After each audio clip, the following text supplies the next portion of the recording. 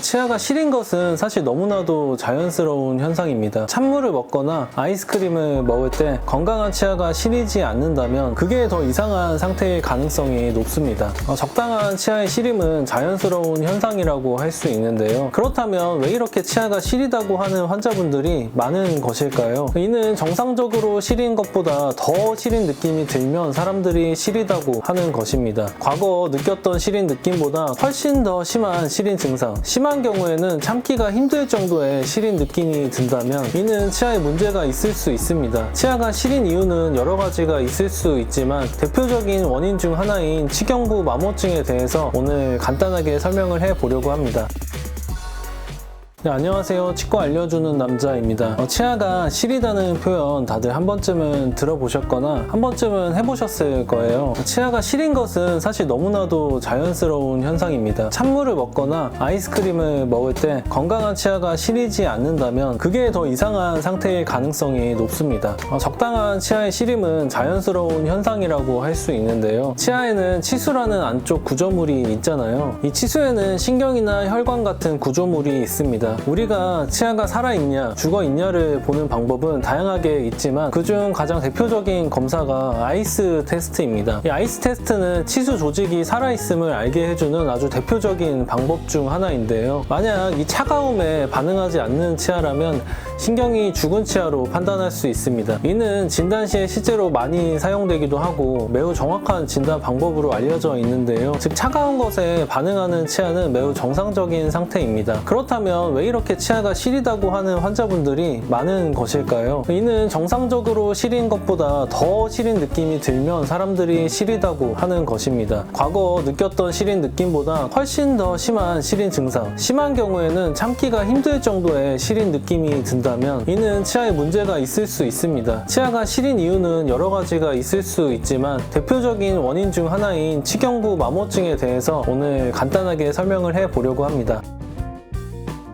치경부 마모증이란 치아의 목 부분, 즉 경부 쪽이 움푹 파이는 것을 이야기합니다. 보통 파이는 부분은 치아의 머리 부분과 뿌리 부분의 경계 부분에서 많이 나타나고 파이는 형태가 날카롭게 도끼 자국처럼 생기는 경우가 많은데요. 치경부, 즉 치아의 목 부분은 치아의 머리 부분에 비해서 상대적으로 얇기 때문에 안쪽의 치수와 더 가깝습니다. 치수에는 신경과 여러 살아있는 조직이 있기 때문에 이 부분이 머리 부분보다 더 예민해질 수 있고 또한 시린 증상을 유발하기도 합니다. 치경부 마모증은 갑자기 생기기보다는 시간이 지나면서 점점 더 깊어지기 때문에 심한 경우에는 이 치수 부분까지 치아가 파이는 경우가 있는데요. 이때는 치수가 노출이 되거나 또는 치수에 염증이 생겨서 치아에 심한 통증을 일으키기도 합니다. 치수의 염증은 때로는 뿌리까지 번지게 되고 심한 경우 뿌리 주변에 염증을 일으키기도 합니다.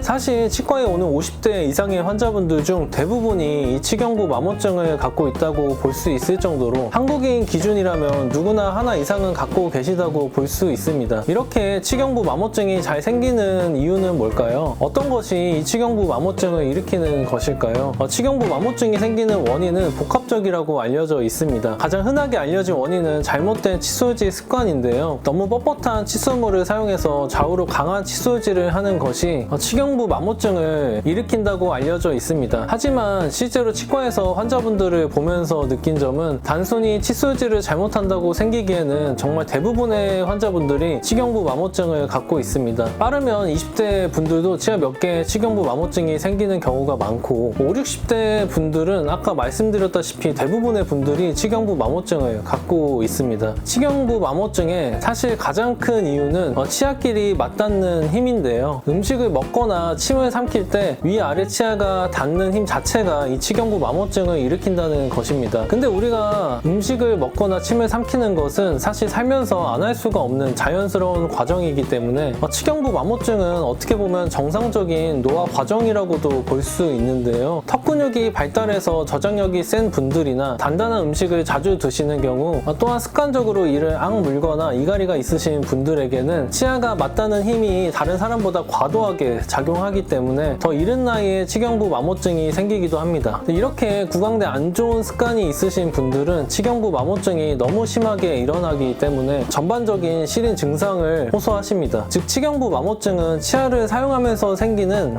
자연스러운 노화 과정이지만 이런 과정에서 잘못된 칫솔질이나 구강내 악습관 등 여러 요인이 이런 과정을 악화시키는 것으로 생각이 됩니다. 일단 치경부 마모증이 자연스러운 노화라고 한다면 어떤 분들은 이런 치경부 마모증을 치료해야 하나요? 라고 의문을 제기할 수 있을 거예요. 저는 치경부 마모증을 치료하는 것이 무조건 좋다고 생각을 합니다. 그 이유는 시린 증상을 정말 많이 완화시키고 치료에 대한 효과가 즉각적인 편이어서 환자분들이 만족하고 또 잘 치료된 치경부 마모증은 더 심해지지 않는 경우가 많기 때문입니다. 치료하는 방법은 GI나 레진으로 파인 부분을 떼우는 것인데요. 너무 심하게 파인 경우는 치수에 염증이 생겨서 신경치료를 필요로 할 수 있습니다. GI라는 재료는 건강보험이 되기 때문에 정말 가성비 있게 해당 부분을 떼울 수 있다는 장점이 있는데요. GI의 가장 큰 단점은 치경부 마모증의 특성상 잘 떨어진다는 것입니다. 치경부 마모증은 안 그래도 치아가 파일 정도로 힘을 많이 받아 치아가 떨어져 나가는 부분이기 때문에 조금은 강한 접착이 필요할 수 있는데요. GI는 이런 힘을 잘 견디는 경우도 많지만 너무 교합력이 센 분들은 금방 떨어지기도 합니다. GI가 너무 잘 떨어진다면 레진이라는 재료로 떼우는 것을 추천드리는데요. 레진은 치아와 강한 접착을 하기 때문에 잘된 치경부 마모증의 레진은 잘 떨어지지 않습니다. 치경부 마모증 레진 치료를 할 때는 가장 중요한 것이 코드라는 실을 잇몸에 넣는 것인데요. 이 코드를 넣는 이유는 잇몸에서 나오는 피나 삼출물을 막고 좀 더 치경부 마모증의 경계를 명확하게 보기 위함입니다. 생각보다 레진 시에 이 코드를 넣지 않는 치과들이 많습니다. 레진 치료가 어떻게 보면 간단해 보이지만 꼼꼼하게 치료를 해주는 치과에서 치료를 받으셔야 합니다.